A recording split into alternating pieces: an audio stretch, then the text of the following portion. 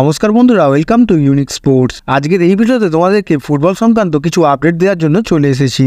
আর নতুন বছরে সবাইকেই শুভেচ্ছা জানাচ্ছি, সকলকে হ্যাপি নিউ ইয়ার। আর এই ভিডিওটা পুরোটা ফুটবল সংক্রান্ত হতে চলেছে, তো আশা করি তোমাদের ভালো লাগবে। ভিডিওটা পুরোটা দেখার চেষ্টা করিও। তো বন্ধুরা, প্রথম আপডেটটা মোহনবাগানের নতুন বিদেশি প্লেয়ার নিয়ে হতে চলেছে। তো যা খবর পাওয়া যাচ্ছে, মোহনবাগান নাকি রবিনোকে নেওয়ার জন্য চেষ্টা করছে।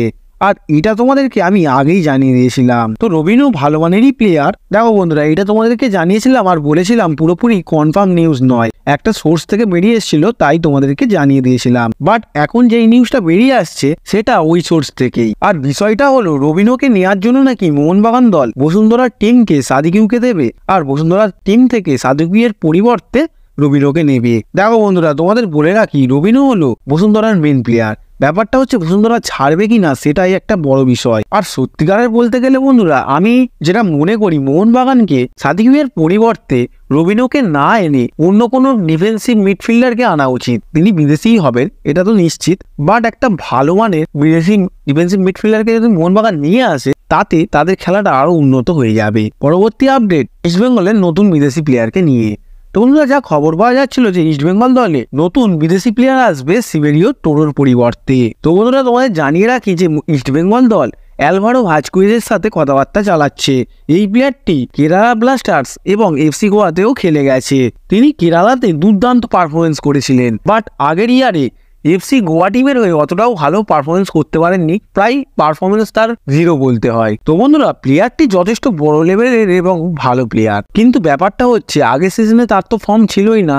আর এখন যেই টিমে খেলছে সেই টিমের হয়েও তিনি ভালো পারফরমেন্স করতে পারেননি বলে সেই টিমের সাথে তার কন্ট্যাক্ট টার্মিনেট হয়ে গেছে। দেখো, ব্যাপারটা হচ্ছে ওই দলে পারফরমেন্স করতে পারছে না বলে ইস্টবেঙ্গলে এসেও খারাপ পারফরমেন্স করবে সেটা নাও হতে পারে, ভালো পারফরমেন্সও করতে পারে। এবার ইস্টবেঙ্গল দল সিমেরিও টুরের পরিবর্তে প্লেয়ারটিকে আনবে কিনা সেটাও একটা দেখার বিষয়। এবার তোমাদেরকে 3 নম্বর আপডেটটা জানাই। 3 নম্বর আপডেটটা সাহিল তাবরাকে নিয়ে। ব্যাপারটা হচ্ছে, সাহিল তাবরাকে নেওয়ার জন্য আগ্রহ প্রকাশ করছে মোহনবাগান দল। মোহনবাগান দল নাকি সাহিল তাবরাকে জানুয়ারি ট্রান্সফার উইন্ডো থেকে নেওয়ার চেষ্টা করছে। আর ব্যাপারটা হলো, সাহিল তাবরা একজন যথেষ্ট ভালো লেভেলেরই প্লেয়ার। তিনি হায়দ্রাবাদে খেলেন, আর সামার ট্রান্সফার উইন্ডোতে ইস্টবেঙ্গল তাকে নেওয়ার চেষ্টা করলেও নিতে পারেনি। দেখো বন্ধুরা, ইস্টবেঙ্গল দল এখনো তাকে নেওয়ার জন্য অনেকটা চেষ্টা করছে, কিন্তু ব্যাপারটা হচ্ছে এখন মোহনবাগান দলও তাকে নেওয়ার এসে সামিল হয়ে গেছে, কারণ মোহনবাগানও চাইছে তাকে নিতে। তো ব্যাপারটা হচ্ছে, কলকাতার দুটো প্রধান টিমের মধ্যে কোন দল এই প্লেয়ারটিকে নিতে পারে। দেখো বন্ধুরা, পরবর্তী আপডেটটা অর্থাৎ শেষ আপডেটটা হেক্টর ইউসের পরিবর্তে কোন প্লেয়ার মোহনবাগানে আসতে পারে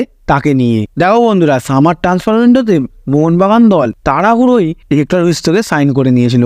মূল ব্যাপারটা হয়েছিল, অনিরুদ্ধ থাপা যখন মোহনবাগানে আসেন তখন কালব্যাকেও নিজে থেকেই ভেবেছিল যে তিনি হয়তো টিমে খেলার চান্স পাবে না। সেই জন্যই তিনি নিজে থেকেই মোহনবাগান ম্যানেজমেন্টে জানিয়ে মোহনবাগান টিম ছেড়ে গোয়াতে যুক্ত হন। আর তখন মোহনবাগান দল তাড়াহুড়োতে হেক্টর ইউস থেকেই নিয়ে আসে। কিন্তু তার মাঝেও আমরা খবর পাচ্ছিলাম যে মোহনবাগান দল নাকি একটা বড় বিদেশি প্লেয়ারের সাথে কথাবার্তা চালাচ্ছিল, বাট সেটা তারপরে বন্ধ হয়ে যায়, আমাদের কানে আর আসে না। কিন্তু এখন যা শোনা যাচ্ছে, মোহনবাগান দল নাকি আবারও একটা বড় লেভেলের ডিফেন্ডারের সাথে কথাবার্তা চালাচ্ছে। সেই ডিফেন্ডারটা যথেষ্ট ভালো মানেরই প্লেয়ার, যা বোঝা যাচ্ছে আর শোনা যাচ্ছে। এই জানুয়ারি ট্রান্সফার উইন্ডোতে ওই ডিফেন্ডারটাকে মোহনবাগান দল সাইন করিয়ে দলে তো আনতে পারবে না, বাট তার সাথে সমস্ত রকম কথাবার্তা পুরোপুরি ঠিকঠাক করে তাকে সামার ট্রান্সফার উইন্ডোতে হয়তো মোহনবাগান দল নিয়ে চলে আসবে। দেখো বন্ধুরা, যা খবর পাওয়া যাচ্ছে, বড় মানের বিদেশি প্লেয়ার অর্থাৎ জেসন কামিন্সের মতোই কোনো বড় লেভেলের প্লেয়ার আসতে চলেছে, বা তার থেকেও বড় হতে পারে। এবার ব্যাপারটা হচ্ছে, সেই প্লেয়ারটি টিমে আসে তখন তোমরা কতটা খুশি হবে সেটা তোমরা কমেন্টে জানাও। আর ভিডিওটা ভালো লাগলে লাইক করো, আর চ্যানেলে নতুন হলে চ্যানেলটিকে সাবস্ক্রাইব করে নাও।